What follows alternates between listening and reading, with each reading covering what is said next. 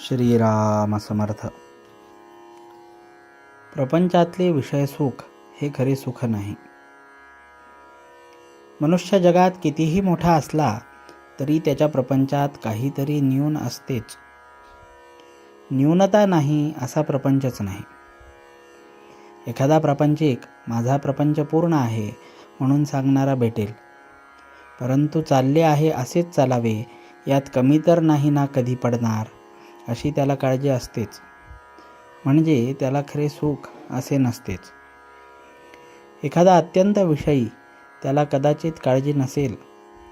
दारूच्या धुंदीत असणाऱ्याला राजाचीही पर्वा नसते, वस्त्राचीही शुद्ध नसते आणि तो आपल्याच धुंदीत आनंदात असतो.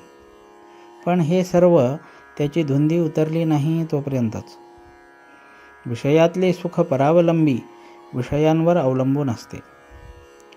विषय हे नश्वर आपल्यापासून कधीतरी जाणार, निदान आपल्याला तरी त्यांच्यापासून एक दिवस जावे लागणार. दुसरी गोष्ट म्हणजे विषयाचे सुख इंद्रियाधीन असते. इंद्रिय विकल झाली म्हणजे सुख कसे मिळणार?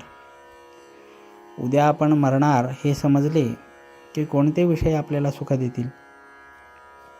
सारांश, विषयात सुख नाही. जे सुख होतेसे वाटते ते आपल्यातच असते आणि ते विषयापासून मिळते अशी आपली फसवणूक मात्र होते.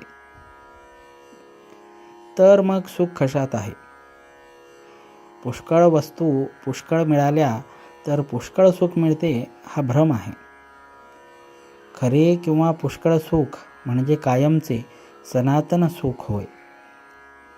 ते सनातन वस्तूपाशीच म्हणजे भगवंतापाशीच असते.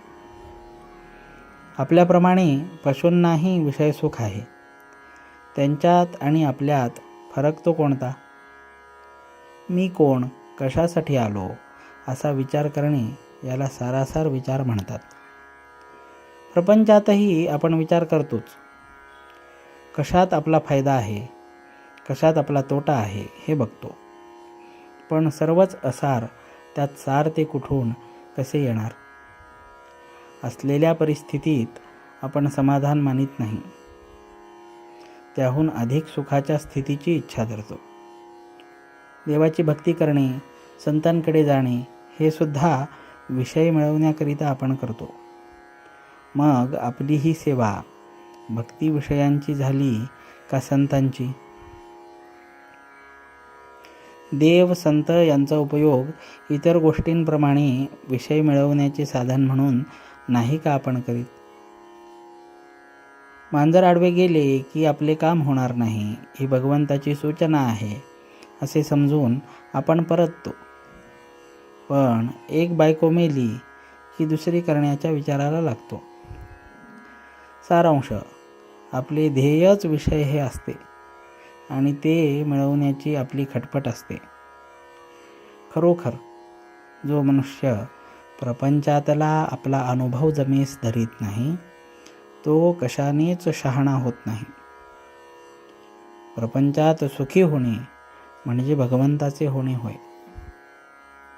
जानकी जीवन स्मरण. जय जय राम.